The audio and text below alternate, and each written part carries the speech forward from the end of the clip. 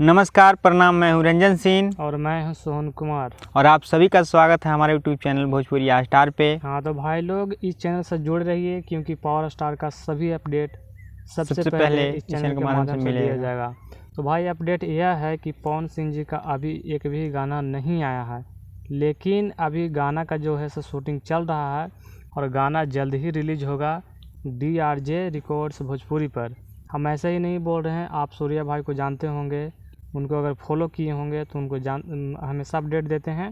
उनको एक बार विजिट करके देख लीजिएगा, चैनल पर हो या फेसबुक पर हो, वो बताए हैं।